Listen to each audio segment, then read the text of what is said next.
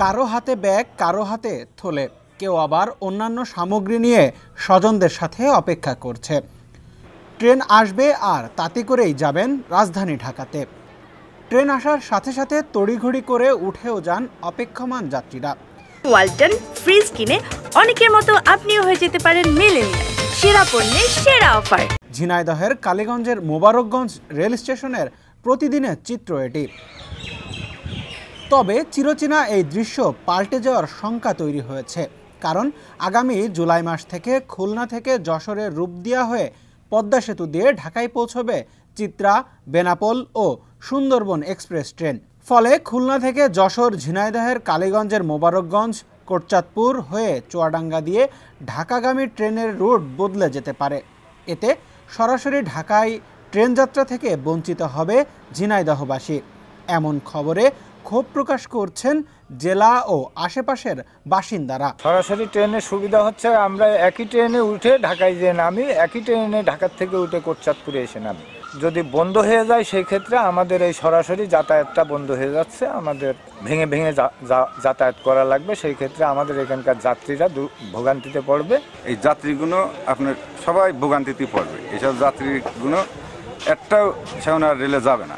আগামী জুলাই মাস থেকে মানে কোটচাঁদপুর থেকে সরাসরি যে ট্রেনটা ঢাকা যেত আর কি, সেই ট্রেনটা বন্ধ হয়ে যাবে। আর এই ট্রেনটা বন্ধ হয়ে গেলে শুধু আমাদের কোটচাঁদপুরবাসীর না, ঝিনাইদহ, মহেশপুর, জীবননগর এবং কালীগঞ্জ, চৌগাছা সহ বিভিন্ন উপজেলার হাজারো মানুষের দুর্ভোগ পোহাতে হবে। আমাদের দাবি যে Mobarakganj rail station, Kotchandpur rail station, বিশেষ করে ঝিনাইদহ হয়ে ঢাকাগামী যে ট্রেন যেত সেই ট্রেন যেন বন্ধ না হয়, সেই ট্রেন যেভাবে ছিল সেভাবেই থাকবে। এই রুট বন্ধ করে যেন অন্য রুট চালু না করা হয়। এদিকে বর্তমান রুটে চলাচলকারী ট্রেন রুট পরিবর্তন করবে এমন কোনো অফিসিয়াল সিদ্ধান্ত আসেনি বলে জানান মোবারকগঞ্জ ও কোটচাঁদপুর রেল স্টেশনের মাস্টার। ঢাকাগামী যে 3টা ট্রেন আছে, 3টা ট্রেন যদি এই রুট বাদ দিয়ে অন্য রুটে চলাচল করে, এক্ষেত্রে ঝিনাইদহ জেলাবাসী বেশ যাতায়াতের ক্ষেত্রে দুর্ভোগের সম্মুখীন হবে।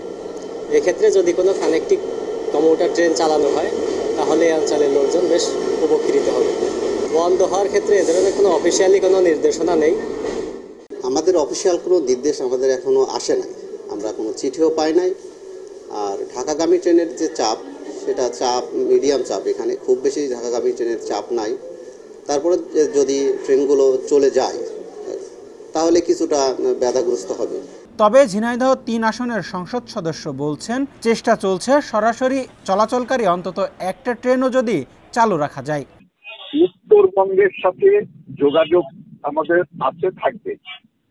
রাজশাহী আর ইয়েতে যায়, ওই নীলফামারীতে যায়, কিন্তু আগে যেটা ঈশ্বরদী হয়ে, সিরাজগঞ্জ হয়ে, যমুনা ব্রিজ হয়ে, টাঙ্গাইল হয়ে, ময়মনসিংহ হয়ে যেত, এই রুটটা আর যশোরবাসী, খুলনাবাসী সরাসরি পাবে না। এইটাকে মাথায় রেখে আমরা যদি ন্যূনতম একটা ট্রেনও যদি ডাইরেক্ট ট্রেন আন্তনগরী পুরাতন রুটে চালানোর ব্যবস্থা করতে পারি, তাহলেও আশু একটা সমাধান হতে পারে, যেটা রেল বিভাগের জন্য পরিকল্পনা করা সহজ হতে পারে।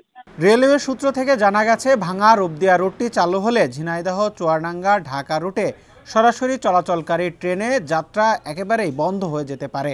ঢাকাগামী যাত্রীদের সুবিধার্থে কোটচাঁদপুর ও মোবারকগঞ্জ থেকে 2টি কানেক্টিং শ্যাটল ট্রেন চলবে বলে জানিয়েছে রেল বিভাগ। ঝিনাইদহ থেকে শাহরিয়ার রহমান রকির পাঠানো তথ্যচিত্রে ডেস্ক রিপোর্ট, সমকাল।